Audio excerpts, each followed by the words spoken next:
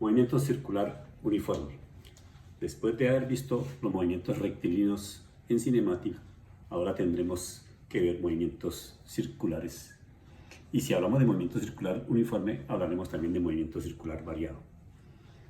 En esta oportunidad, entonces, vamos a hablar de las características del movimiento circular uniforme. Su trayectoria es una circunferencia y para ello entonces les pediré que recuerden de su curso de geometría que es una circunferencia y las líneas más importantes dentro de una circunferencia. Entonces geometría de Casita del Río le va a ayudar para recordar esa partecita. Su velocidad, por su cuento de decir uniforme, tiene unas características especiales y ahí empezaría la parte paradójica.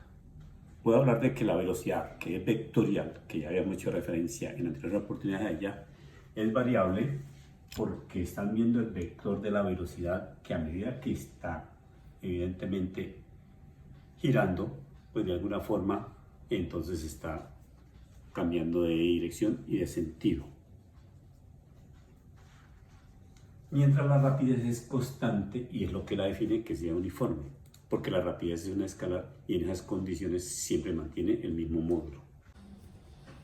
En esta condición de esta partícula que está ejecutando este movimiento, yo lo estoy obligando a que su trayectoria sea de naturaleza circular.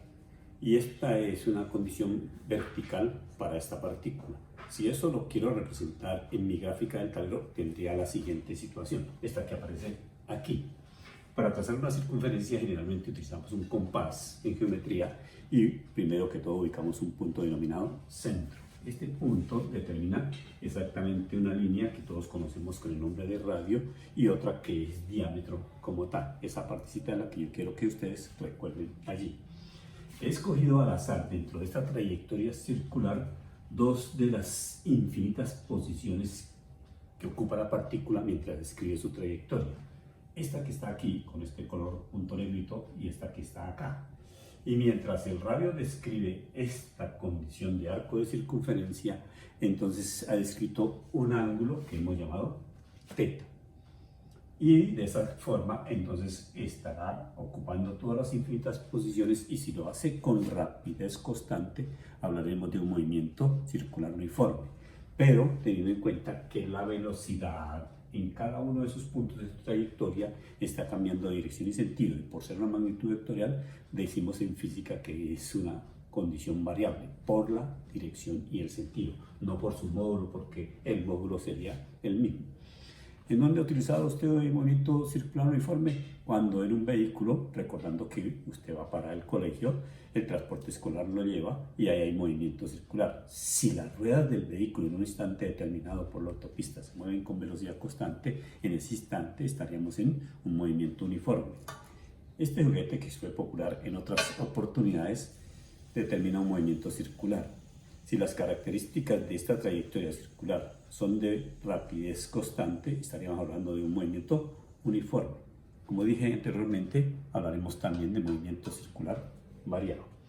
Voy a hacer referencia a 5 elementos de los cuales nosotros manejaremos en la clase de física para el movimiento circular uniforme. El periodo, que lo simbolizaremos con la letra T mayúscula, la frecuencia con la F minúscula, la frecuencia angular o velocidad angular con esta letra omega, aunque ya conocen que existe en física otra omega, la recuerdan de Odisea del año anterior, pero esa omega la utilizaremos después para resistencias eléctricas. El cuarto elemento es la velocidad lineal o velocidad tangencial, que podemos decir la v sub L o v sub t, y la aceleración centrípeta. Haré rápidamente un recuento de esas referencias y las condiciones para poderlas determinar. Las vamos a colocar en el aula virtual para que usted las consulta y las pueda utilizar para en la próxima clase que vayamos a grabar, entonces hagamos un ejercicio de aplicación y usted pueda tener las herramientas para que de alguna manera resuelva otras aplicaciones complementarias que se van a entregar. El periodo es el tiempo de una vuelta. Entonces, si yo le pregunto, puede consultar cuál es el periodo de rotación de la Tierra, cuál es el periodo de traslación de la Tierra, cuál es el periodo de rotación y traslación de la Luna. Eso serían cosas que usted podría consultar. Es un tiempo. Generalmente las medidas de tiempo en física las tenemos primordialmente en segundos, pero eso no implica que pueda estar en minutos, en horas. Son unidades de tiempo para el periodo.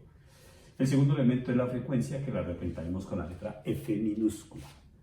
Les sugiero que no utilice F mayúscula porque F mayúscula generalmente es para fuerzas y entonces en esa circunstancia creamos confusión.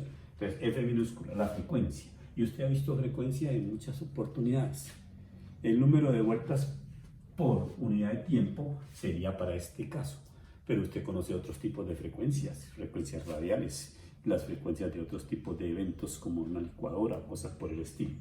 La frecuencia generalmente se puede manejar en vueltas por segundo, en hertz o cosas así que usted puede consultar.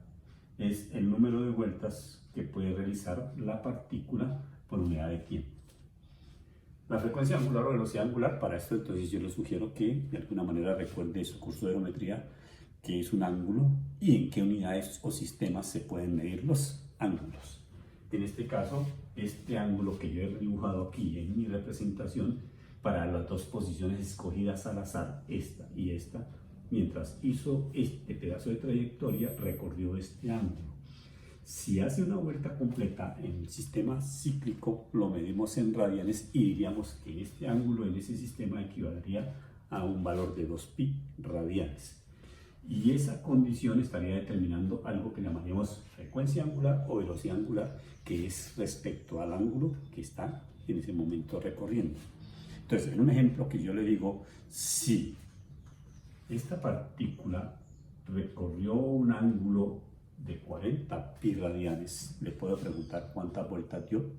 Espero que me responda esa preguntita. Frecuencia angular o velocidad angular para determinar el ángulo recorrido por unidad de tiempo.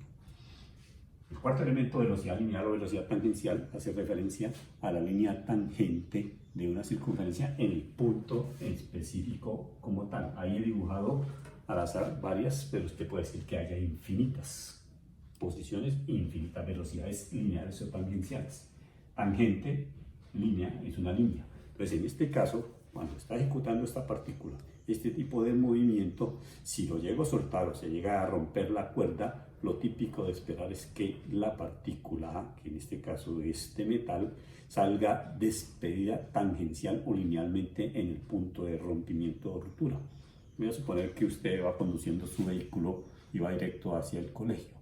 Y cuando va a llegar al colegio, tiene que hacer una curva en un sitio que vamos a denominar el Tiger.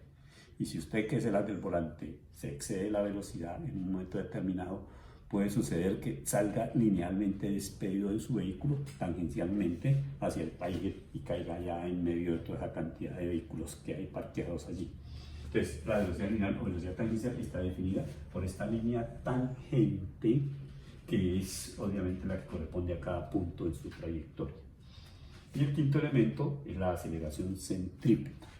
Es una aceleración radial, y digo radial porque lleva la dirección del radio, y centrípeta porque efectivamente esa dirección va dirigida hacia el centro.